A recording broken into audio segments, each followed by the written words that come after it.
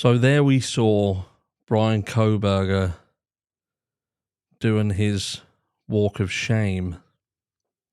I can't help but feel a little bit sad about it all. You know, I know where this is going to end up. Now, we know I did a video earlier today talking about the gag order. So we're going to get limited information.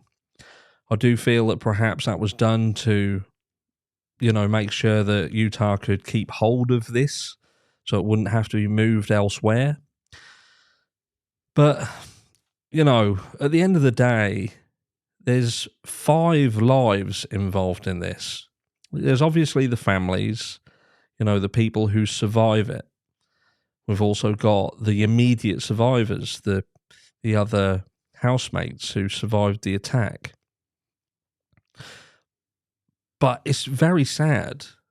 I hope that as this case continues, that the victims themselves remain a focus and it just doesn't become all about the perpetrator, like we've seen in the past.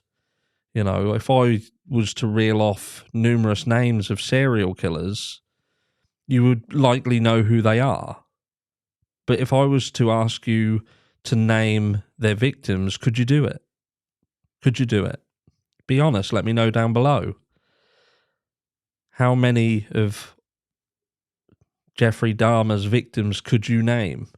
Or Ted Bundy? Or Dennis Rader's BTK? Even me, I couldn't tell you all of the victims' names, and that's sad. And like I say, in this case we've got now with Bryan Kohberger. Now, at the moment, the guy is innocent. Remember, that's how the legal system works. You are innocent until proven guilty by a jury of your peers.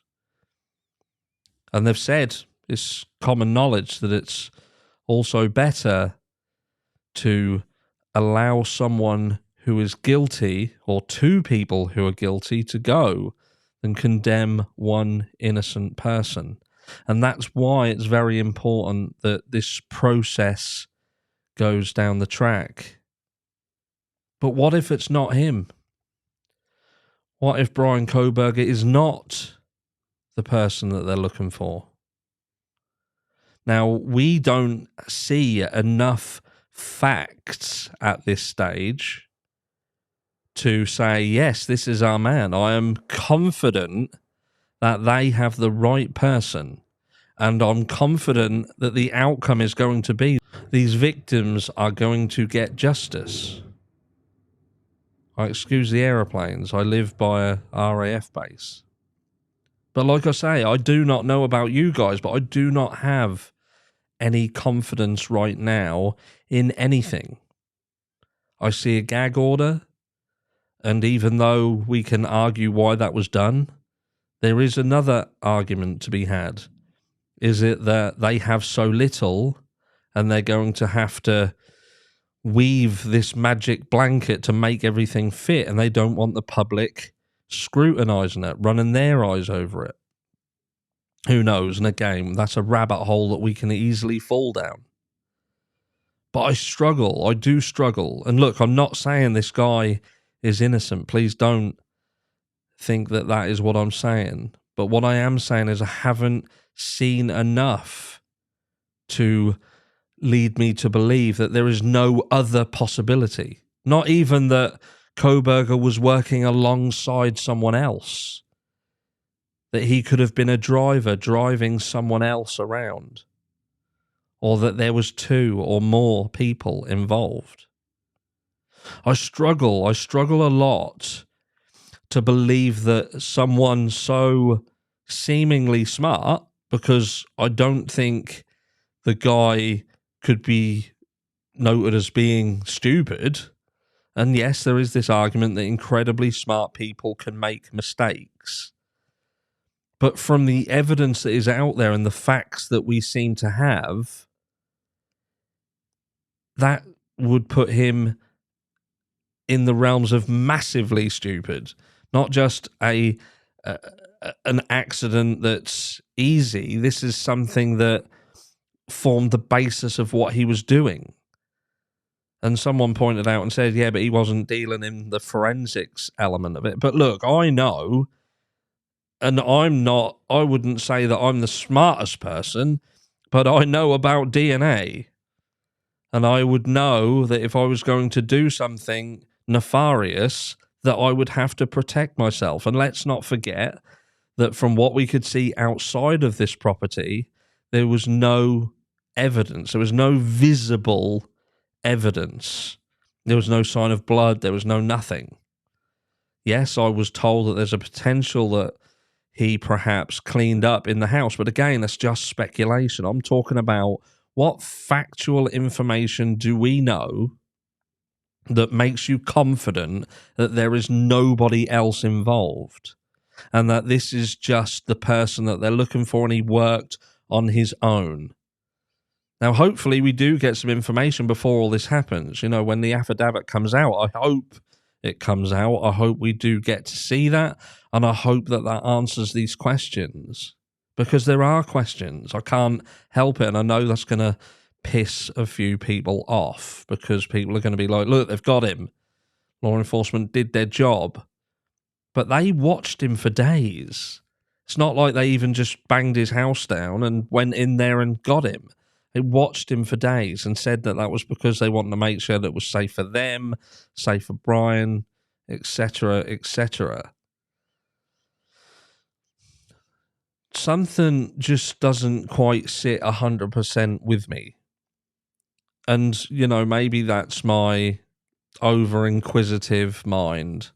And this is just a cut and dry case, all done. Maybe he'll plea deal, who knows? I don't know where you guys are with it, but have you seen enough, truly seen enough, to even taking away the fact that he should get a fair trial, and that's his right to a fair trial, but have you seen enough already to convince you that there is nothing else that we need to be looking at? There is nobody else that we need to be looking at. Why did he pick these specific people? How did he know when they were going to be in the house? Was he in the house already? If so, how did he know he could get in the house? And how does someone with such intellect make such a mess of that? Is it because he had done this before? Had he done this elsewhere? Some of these cases that have been left unsolved, and had he just gained an I don't know, just the confidence to think that he was untouchable, and that's how he fell? How does someone who should be careful be so sloppy that they get caught? Because the only thing that I've seen in the past is arrogance. The arrogance of thinking that you've not been caught before, so you're not going to get caught this time. You become lax, you become off your guard, and something goes wrong. Or perhaps the actual crime itself didn't go quite as planned. Perhaps he did go up into the top and, you know, the victim's there, and then came down, didn't expect Ethan to be there, and the rest is history. A lot of questions, and maybe one day they'll be answered. All I'm doing is talking about now and what I can see, what's tangible to us in terms of evidence and facts. And for me, there's something missing. There is just something missing that makes me feel uncomfortable. Time will tell. Let me know your thoughts down below. Is this the guy? What makes you 100% sure he is the guy? I would love to hear that down below. What piece of evidence or bit of information that you have seen or heard, and where you heard it, has made you 100% sure that this is the guy, he worked alone, this is a done deal, and he will now never see the light of day? Let me know. Let's have a chat. but do it respectfully, because that's what we do over here.